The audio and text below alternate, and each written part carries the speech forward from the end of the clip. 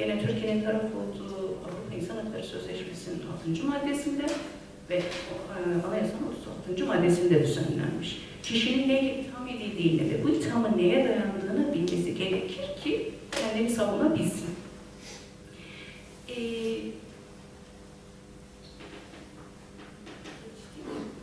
O hal ve ihlal edilen, yani o hal kapsamında hangi haklar ihlal edilmiş, kısaca ona da bakalım. Adil yargılama hakkından az önce bahsettim. Şimdi bu 1 Eylül 2006 tarihli KHK ile birlikte çeşitli tarihte çıkarılan kararnamelerde çok sayıda vaka akademisyeni işte kamu görevinden çıkarılırken terör gerekçesiyle, terör örgütlerine ve Milli Güvenlik Kurulu'nca devletin milli güvenliğine karşı faaliyette bulunduğuna karar verilen yapı, oluşum veya gruplara üyeliği, mensubiyeti ve iltisakı yahut bunlarla irtibatı olması gibi muğlak ifadeler kullanılmış. Az önce söylediğim gibi kamu görevinden çıkartılan bu kişilere somut bir suç isnat edilmediği gibi haklarında bir ceza kovuşturulması da yapılmadı. Bildiğim kadarıyla birinci akademisyenler bir ifadeye çağrıldı. Sadece polise ifade verildi. Onun dışında da herhangi bir savcılıkta yürütülen bir kovuşturma ya da bir hazırlık aşaması falan yok bildiğimiz, duyduğumuz kadarıyla. Şimdi böyle bir kanunilik ilkesinin ihlali var ama bunun dışında bir de özel hayatın ve özel hayatın korunması ve ayrımcılık yasağına da aykırılık var. Özel hayata saygı nedir? Bir ölçüye kadar diğer insanlarla ilişki kurma ve geliştirme hakkını içerir. Ahim'e göre kişinin çalışma hayatına orantısız müdahaleler dış dünya ile sağlıklı ilişkiler geliştirmeyi engellediği için 8. maddede düzenlenen özel hayat güvencesini ve diğer kişiler karşısında da ayrımcılığa uğramama hakkını da ihlal eder. Yani biz ahime gittiğimiz zaman hocam ayrımcılığa uğradığımızı da söyleyeceğiz. Ne yazık ki. Düşünce ve ifade hürriyetine geleyim. İfade hürriyeti devletin varlığını ve bekasına yönelik tehdit kaygılarının sürekliliği nedeniyle Türkiye'de her dönem askıya alınan bir haktır. Bu durum ahime giden kararların çokluğundan da anlaşılır. 2013 tarihinde bir rapor yayınlıyor ahim. Yılında değil, yani yılda 200 küsür karar neredeyse. Bu yani Türkiye'den giden dava, daha doğrusu karar değil de dava, 200 küsür dava ahimde bu ifade hürriyetiyle ilgili, yani Anayasa 10. maddesinde yer alan ifade hürriyetinin ihlaliyle ilgili imiş.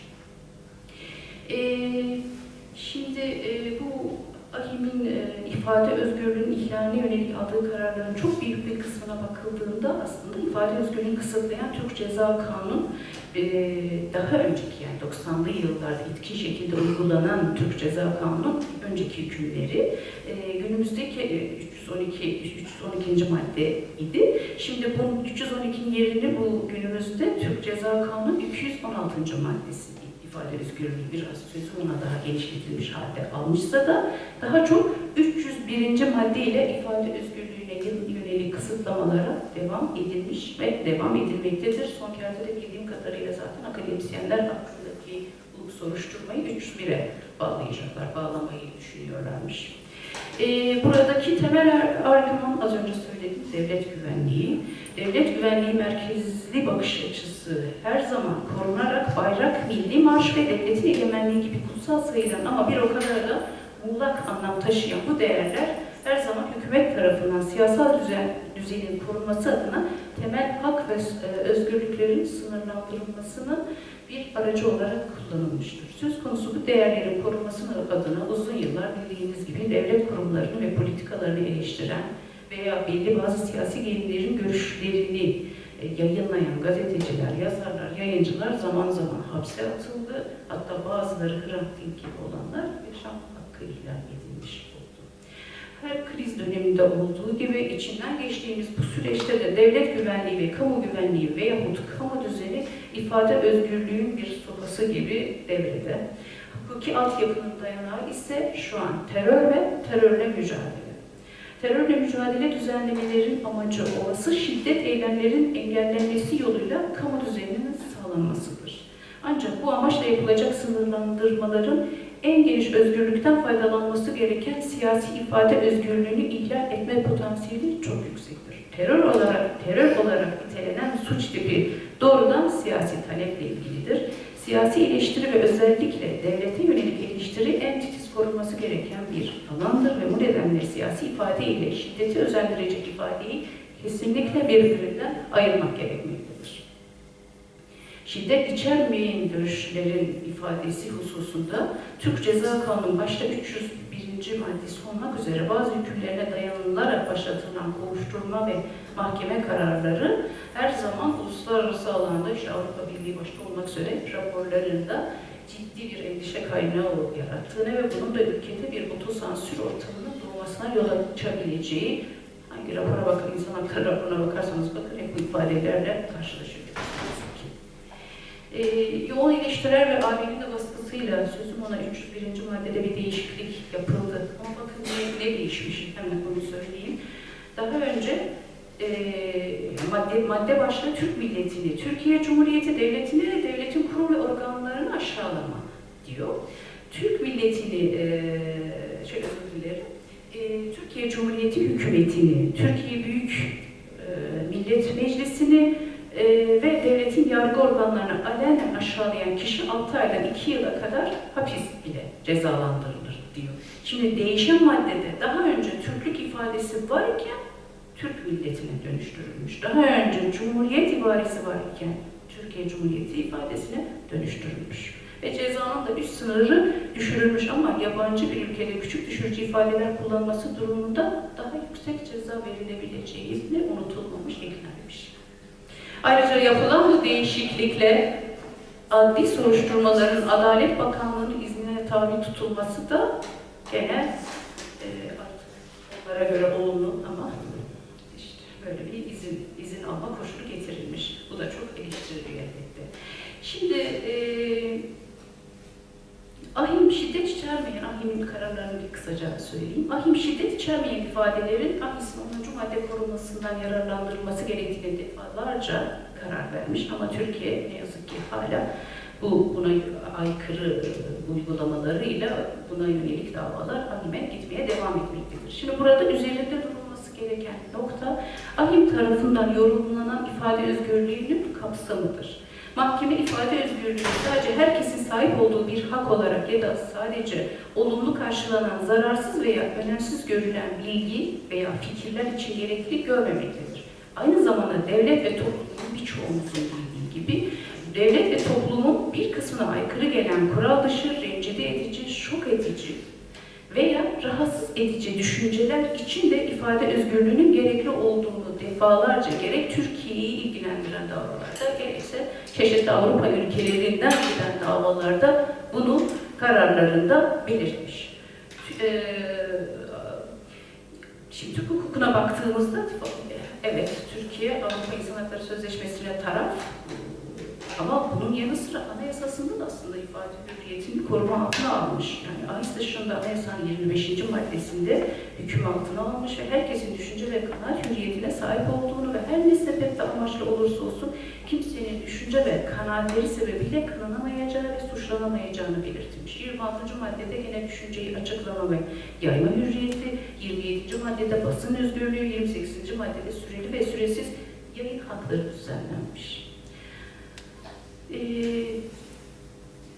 Sonuçta söyleyeyim onu, bir şey söyleyecektim. Türkiye'de soruşturma sonuca gelirse, Türkiye'de soruşturma yürüten üniversiteler arasında bir tanesi dahi bu akademisyenlerle ilgili yürütülen soruşturmalara baktığımızda suç olduğu iddia edilen bir fiille uyumlu bir disiplin hükmü bulamamış. Üniversitelerde yürütülen soruşturmalar bir disiplin soruşturmasıdır. Anayasa Mahkemesi'ne göre bir kişinin çalışma hayatıyla ilgisi olmayan davranışları onun diğer hak ve özgürlüklerini ilgilendirdiği için bir disiplin soruşturmasının konusunu oluşturamaz. AİHM'e göre görevle ilgisi olmayan faaliyetlerin soruşturma konusu yapılması öğretim üyeleri açısından hem hayat özgürlüğünün, özel hayat özgürlüğünün hem de siyasi özgürlüklerin ihlali anlamına gelir. Sadece akademisyenlerin özgürlüğü, akademik özgürlüğü ve dolayısıyla ifade hürriyetinin mütemmin bir cüzüdür. Mütemmin cüz yani bütünleyici parçasıdır. Bunun sonucu olarak akademik özgürlüğün üniversitelerin işlevini gerçekleştirebilmesi için öğretim üyelerine ve yetkililere veya belirli siyasi gruplara rahatsızlık verme pahasına fikir, bilgi ve olguları iletme haklarının baskı altında alınmaması, işlerini kaybetme ve hapis cezası gibi bir müeyyideyle karşılaşmamaları gerekmektedir. Üniversiteler tipik bir devlet kurumu değil, akademisyenler de tipik bir devlet memuru değil. Aksi düşünce ve uygulama üniversite ve bilginin niteliğini düşürür, üretilen bilginin anlamını ve değerini de her daim sorgulatır. Ahim kararlarında da gene düşüncelerini özgürce ifade etme ve sınırlama olmaksızın bilgilerini ve gerçekleri yayma özgürlüğünün bünyesinde bulunduran akademik özgürlük kararlara konu olmuş ve ifade özgürlüğünün içinde özel bir önemde değerlendirilmiştir. Türkiye ile ilgili gene bir kararda Mustafa Erdoğan Türkiye kararında ahim akademisyenlerin özgürlüklerinin yalnızca akademik ve bilimsel araştırmalarla sınırlı olmadığını, akademisyenlerin kendi araştırma, uzmanlık ve yetkinlik alanlarında sahip oldukları görüş ve fikirlerini özgürce ifade edebilmesini ve özel olarak da kamusal kurumları eleştirebilmesini kapsadığını ifade etmiştir. Üstelik bunu Türkiye ile ilgili bir karar da vermiş. Diğer bir kararında gene ahim sözleşmenin 10. maddesiyle sağlanan ifade özgürlüğüne ilişkin güvencenin devlet memurları açısından da geçerli olduğunu açıkça söylemiştir.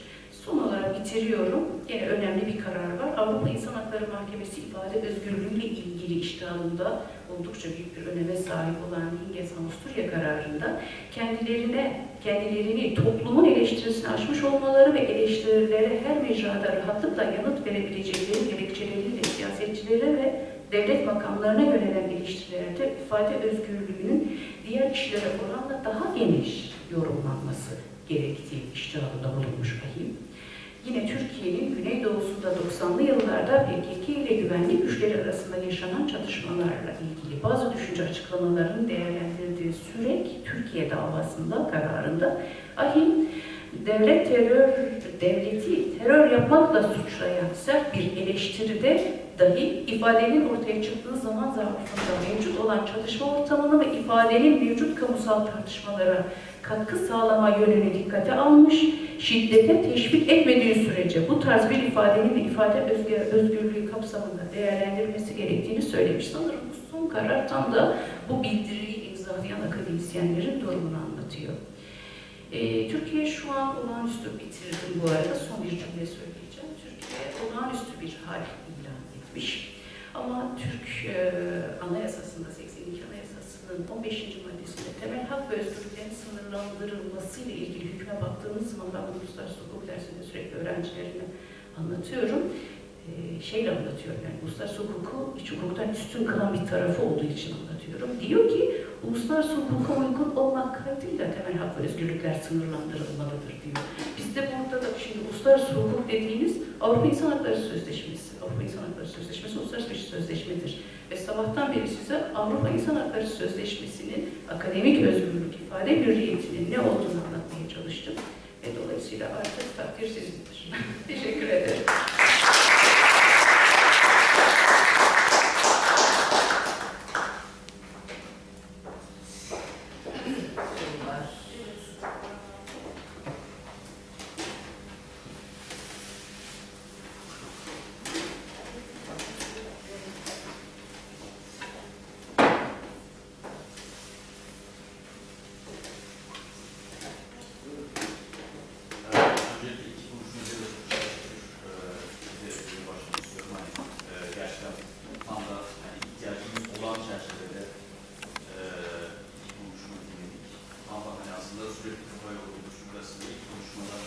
Üniversite üzerine çok daha sık düşündüğümüz günlerde ülkemizin akademik mecrası üzerine bir konuşma dinledik. Ve daha sonra ben de bu salonda pek çok konuşma dinledim ama bir hukukçu akademisyen dinlediğim için de o günlerde çok mutluyum. Çok Tam da ihtiyacımız olan çerçeveyi Berivan hocamız bize çizdi. Ben ikincisinde birer soru sormak istiyorum aslında. Ece Hoca ile başlayacak olursak. Son derece yetkin bir genel çerçeve çizdiniz bize.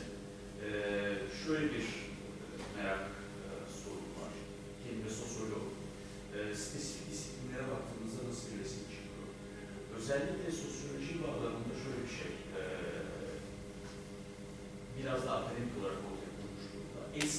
mesela 1980'lerde okuduğu sosyolojide lisans öğrencisi olan insanlar anılarında şunu yazıyorlar. Bizim zamanımızda işte ilk 2 yıl ortak bir psikoloji bölümüyle, ikinci yılın sonunda kadın öğrenciler psikolojiye giderdi, erkek öğrenciler sosyolojiye giderdi. Aralıkta yapılan Ulusal Sosyoloji Kongresi'nde bir amfitrik çalışma yapılmış ve orada resim şu anda sosyoloji lisans öğrencileri kahir ekseriyeti kadın ve hani artık sosyoloji lisans programlarında erkek öğrenci bulmak hani böyle bir istisna, %20'ler civarında falan böyle düşmüş. Siz hani bu konuda ne düşünüyorsunuz? Sizin projelerden bununla ilgili neler çıktı? Benim hocama sorum da şimdi aslında bir yıldır sizin anlattığınız bizim bir hukuk cahilleri de el yordamıyla oraya bakıyoruz, buraya bakıyoruz. Sevk maddesi var mı? Sevk maddesi eksikliği neler şey yapabilir? Biz gittiğimizde çünkü hani bize de lafzi olarak TMK 7'nin lafzını gösterdiler falan. Hani, ben bambaşka kuramsal bir soru soracağım size. Aslında başlarınızdaki geçen kavramlar çerçevesinde. Hani akademik özgürlük ve ifade özgürlüğü. Bunu hani ilkokulda bize öğretilen kümeler mantığıyla düşünecek olursak, akademik özgürlükler ve ifade özgürlüğü kesişen kümeler midir? Yoksa akademik özgürlükler, ifade özgürlüklerinin tamamen içinde yer alan bunun bir alt kümesi midir? Eğer tamamen alt kümesi değilse ve bunlar kesişen bir küme ise, akademik özgürlük, ifade özgürlüğü kümesine dahil olmayan unsurları nelerdir? Bilmiyorum, hani kendimi ifade edeyim. Soracağım. Şimdi çok tabii ben çok araştırmanın nitel ve nicel verilerini tabii ki sunmadım. Birazcık da Türkiye'nin toplumsal cinsiyet rejimiyle ilişkili bir yerden bugünle de ilgili bir yere bağlamak istedim. Ama hani bu fırsat oldu. Şimdi Türkiye'de aslında sadece akademide değil, dediğimiz şey yatay ayrışma. Yani mesleklerin işte cinsiyetsiz olsa bile, yani kadın erkek olsa bile yatay da farklılaşması. Yani işte akademisyenlik dengeli bir şey olabilir ama bazı bölümler kadın yoğun, bazı bölümler erkek yoğun, bazı bölümler cinsiyet dengeli. Bu zaman içinde değişiyor. O değişimlerin tek tek daha böyle şey gibi, kaleidoskop gibi. Yani meslek alanlarının analizine baktığımızda inanılmaz şeyler çıkıyor. Şey çok genel bir kavram. Toplumsal cinsiyete dayalı ayrışma. Yani her şeyi içine alıyor ama bir şey her şeyi bu kadar içine alınca çok da bir şey anlatmamaya başlıyor. Yani bir anlamsızlık var. Şimdi o yüzden bu dediğiniz farklar çok önemli. Mesela cerrahlıktan örnek vereyim. İşte çok tipik örnek cerrahlık olduğu için oradan vereyim, oradan sosyolojiye geçeyim. İşte tıp, yaşam bilimleri genel olarak aslında kadın yoğunlar. Yani kadınlara yoğun. Fakat işte içsel ayrışma dediğimiz o yatayı kesen uzmanlıklara baktığımızda orada kaleidoskop gibi eril, dişil alanlar çıkıyor. İşte cerrahlık net bir şekilde erkek şeyde bile yani sadece akademik alan olarak düşünüyorsa emlak konuşuyoruz. Emlakçılık değil mi? Bir iş, cinsiyet dengeli bir iş ama kadın emlakçılar ev alanında, erkek emlakçılar iş yeri alanında yok. Yani iş yeri pazarlaması. Bunun gibi yani şimdi sosyolojideki şey psikoloji sosyolojiye göre daha dişil görünüyor. Çünkü bu şeyle ilgili. Bence batıdaki kadar keskin değil bizde bu arada. Batıda hani böyle işte mekanik şey, somut, işte biyoloji, fizik. Yani ikisi de fen bilimi ama biyoloji kadın yoğun, fizik eril, net bir şekilde eril. Burada aslında bilimin tanımı ve o bilimin o ülkedeki tarihsel konumuyla ilgili bir şeye bakmamız lazım. Spesifik olarak sosyolojideki gelişimi bilmiyorum ama şunu biliyorum ki fen edebiyat genel olarak yani hem fen bilimleri hem de işte aslında temel sosyoloji gibi, psikoloji gibi alanlarda başından beri cinsiyetle ilgili bir şey var birbirlerine göre. Bir de üniversiteden üniversiteye çok farklı gösteriyor. Biz bunu çok gördük. Mesela benim çok işte sosyoloji ya da iktisadi bilimler çok cinsiyetle ilgili gördüğüm fakülteler. Ama mesela aynı projede taşradan sonuçlar vardı. Orada farklı. Yani Türkiye aynı kadın nüfusu arasındaki uçurum gibi üniversitelerinin kurulumu, cinsiyet dengesi arasında uçurumun da yoğun olduğu ülke. Yani o akademisyen oranlarını gelecekte hem disiplinler bazında hem de bence genel olarak bir yaşanmakta ve yaşanıyor. Bunu iyi analiz etmemiz lazım. Çok içinde olduğumuz için bir şey söyleyemiyorum. Yani sosyoloji, psikoloji özelinde gerçekten bakmadım bilmiyorum. Çünkü biz teknik okullara baktık genelde ve çoğunda İktisadi İdari Bilimler Fakültesi ve Fen Edebiyat Fakülteleri vardı ama şunu söyleyebilirim, kaleidoskop gibi yapılan iş, mesela orada eşitlik olsa bile eminim sosyologların, kadın sosyologların çalıştığı alanlar ile erkek sosyologların çalıştığı alanlar arasında bile bir ayrışma var. Yani daha böyle mikroya bak gündelik işte bakıyorsunuz mekanik mühendislik değil mi? İşte makine mühendisliği. Ya bu kadar net mi olur? Ar-Ge'de iki makine mühendisi kadınlar yiyeceklerin korunması, saklanmasıyla ilgili buzdolabı aksamını geliştirmekle görevli. Erkek o motoru yapmakla. Yani bitmiyor yani o içsel ayrışma geliyor. Yani dolayısıyla cinsiyete dayalı segregasyon denilen kavram çok genel, çok detaylı mikro analizler. O zaman o ülkenin cinsiyet rejimine ilişkin bir şey görüyorsunuz. Ya orada bile bir ev hanımlığı şeyi var yani. Çünkü yiyeceklerin nasıl korunması gerektiğine ilişkin başka bir kadınlık bilgisi. Ben anlatılardan hiç örnek vermem. O kadar çarpıcı şeyler var ki ödül almış kadın. Çünkü diyor ben bu işi iyi bilirim, bir anneyim ve kendi mesleğinin kuruluşu oradan yiyecekleri daha sağlıklı tutmayı iyi bildiğim için bu alanda daha iyiyim diyor. Yani bunu içselleştiriyor. Bu kadar söylüyor çünkü biz daha çok teknik alana baktığımız için çok sosyoloji, psikoloji karşılaştırmasını yapamadık bir süre. Akademik özgürlük hani ilke eğitimle çalışma özgürlüğü, işte ayrımcılık yasağı birçok hakla birlikte beraber düşündüğümüz zaman ya da bir yine hukuki çerçeveden baktığında Avrupa İnsan Hakları Sözleşmesi akademik özgürlüğü ayrı bir temel hak olarak düzenlenmiş. Kararlara baktığımız zaman ifade hürriyeti, düşünce ve ifade hürriyeti kapsamında değerlendirdiği için dolayısıyla yani akademik özgürlük dediğimiz hani çalışmalarımızı, alanımızı, yayınlarımızı özgür bir şekilde dile getirmek. Yani kendimizi ifade ediyoruz özgür bir şekilde. Dolayısıyla yani çok basit belki bir açıklama olacak ama sanırım akademik özgürlük ifade hürriyeti kapsamında ben görüyorum, bu şekilde değerlendiriyorum.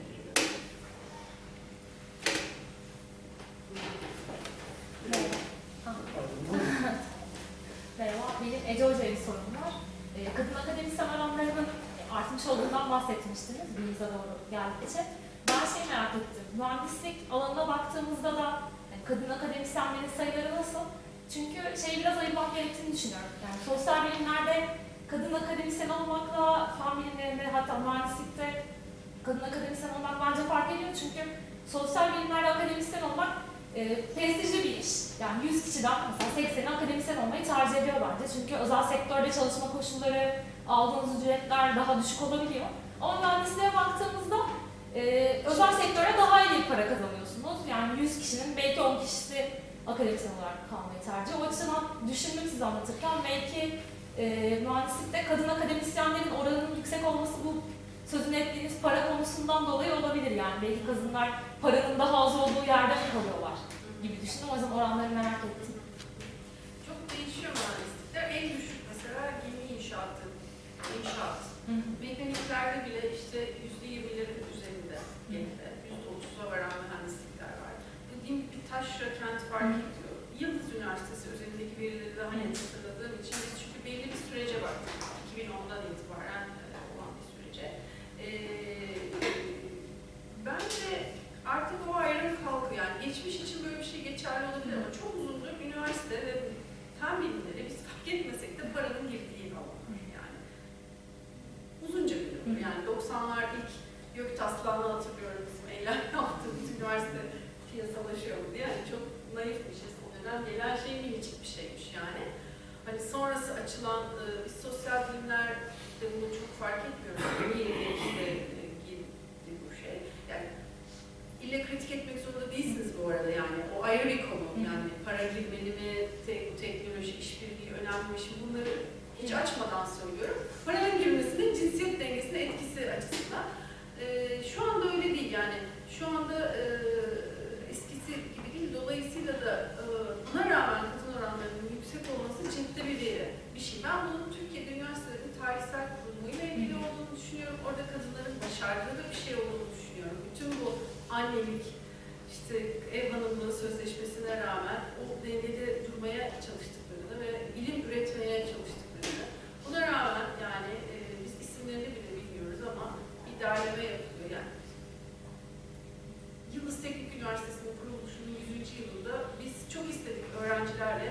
ilk mezun mühendislerin, kadınların bir albümünü yaptık, teklif götürdük falan yani. Olmadı. Yani biz üniversitede bunu yapamadık. Israrla yani biz bu tarihin, ben şu tezi çok kabul etmiyorum yani parasız öğretmenlik gibi görüldüğü için kadınlar burada değil. Bu kadınlar bilimde üretiyorlar burada. Bu kadar engele rağmen inanılmaz şeyler de çıkıyor, projeler de yapılıyor. Ama oradaki eril bariyerler, yani işte para kazanan işlere gidememek veya kariyerinin alt basamaklarında tıkanıp kalmak, yapışkan zeminler, yani sadece cam tavanlar değil, örgütün belli yerlerinde kadınları tutan aşırı öğretim yükü, buralarda detaylarına giremedim ama belki o potansiyellerin önüne geçiyor. Yani tek başına ben öyle olduğunu düşünmüyorum dışarısı için. Çünkü Ar-Ge sektörüne de baktık, paralı sektör, orada tabii daha az kadınlar var ama aynı örüntüleri farklı biçim mesela Ar-Ge güvenliği kadınlar için çünkü saha mühendisliği gibi pis ve erkekler arasında değil, akademi gibi temiz ve steril. Bence paradan çok bu ev hanımlığı ideolojisiyle ilgili. Hani kızınız çocuklarına baksın, iyi ev hanımı olsun, isterse uçak mühendisi olsun, buluş yapsın. Yani Türkiye'de bu ikisi birbiriyle yan yana cinsiyet rejiminde gibi düşünüyorum. Teşekkür ediyoruz size. Ömer Bey'le dahil olmak üzere sorunun genel sonuçta. Üst Muhalif Hoca üniversiteden atıldı ve bundan sonraki kararnamelerle yine atılacağı bekleniyor. Bir taraftan o var. Yeni alanlarda yine iktidar, yani sadece bu iktidar değil, bütün iktidarlar kendilerine yakın klinisyen devşirecekler. Bilim nasıl üretiliyor olacak? Yani biraz bu özellik ya da farklı düşünen insanlar akademi içerisinde olmayacak. Akademi nasıl gelişecek bundan sonra? Nereye doğru ilerleyecek? Yakın dönemde sizin geriye dönemeyeceğiniz gibi bir durum da söz konusu bir durum ortada. Yani tabii Avrupa İnsan Hakları Mahkemesi falan filan tırnak içerisinde biraz süreci uzatacak şeyler gibi. Tabii çok daha var. Yani nasıl görüyorsunuz? Bundan sonra üniversite nasıl bir zeminde gidecek? Yüksek liselere dönüşmüş dedik. Tamam, bu daha mı katmerlik ağırlaşacak? Bunu böyle bir ortaya soruyorum. Çok güzel soru. Yani hani tabii bu araştırmayı da aşan bir soru. Aslında hepimizin çok bakması gereken bir şey. Bence bu meslek yüksek okullarının kuruluşu, 2 yıllık okullar, hani hep görmüşsünüzdür. Üniversite kayıt döneminde işte reklamları yapılan 2 yıllık daha bence belki küresel şeyde Türkiye'nin kendini konumlandırdığı yerle de çok ilgili. Bilimden vazgeçmek, yani bu ülkede şu an yok ettikleri bölümler aslında Tanıl Boran'ın galiba bir yazısı vardı, beton dökmek diye. Ben hani oradaki tanımı çok sevmiştim. Filizlenen zaten böyle 1-2 kuşakta, işte 1402 bir önceki kuşakla biçilen şeyden yeni gelişen yerlerde işte dil tarih olsun, ülkedeki zaten gelenek olsun. Keza mesela bugün ODTÜ, Boğaziçi, hani umarım öyle bir şey gelmesin tabii ama böyle bir özgür düşüncenin, sosyal bilimin, çünkü bildiri imzalayanların çoğu sosyal bilimci baktığımızda var yani mühendis alanında ama birçoğu sosyal bilimci. Bu da herhalde biraz doğal bir şey, daha insanla, toplumla ilgili düşünen insanların. Dolayısıyla da bir sürü insan, mesela başta bizim dekanımız ertesi gün üniversitenin kalitesinden bir şey kaybetmeyeceğini söyledi. Ama ben pek öyle düşünmüyorum. Yani iş sadece teknopark ve şey değil. Bu hatayı hep Türkiye geçmişte de yaptı ya, hani Batı'nın bir şeyini alıp bir şeyini almamak şeyi. Teknik, fenle teknik yok. Bunun gibi bir şey. Bilim ister bir araştırma geliştirme laboratuvarında bir şey icat edin, isterse toplumla ilgili bir fikriniz olsun, o özgürlüğe ihtiyaç duyuyor. Dolayısıyla da aslında bizler, sosyal bilimciler veya baş gibi işte o alanda mimar, işte mühendis, başka alanda çalışan arkadaşların akademik özgürlükleri için de tüm sol kağıdıydık. Yani bunu söylemek çok önemli. Bence uzun vadede bu bilim, kısa vadede tesis edilmezse bu üniversitenin ölüm fermanı. Çünkü kalanlar için de dünya öyle kolay değil. Kalanlar için de artık derste konuşmak bile çok kolay değil. Düşünün ki yan odadaki arkadaşınız sadece bir bildiriye imza atıldığı için alınır, siz bir sosyologsunuz ve ders vermeye devam ediyorsunuz. Ya da bir siyaset bilimcisiniz, siyasi partiler dersi anlatıyorsunuz, ifade özgürlüğü anlatıyorsunuz. Nasıl mümkün?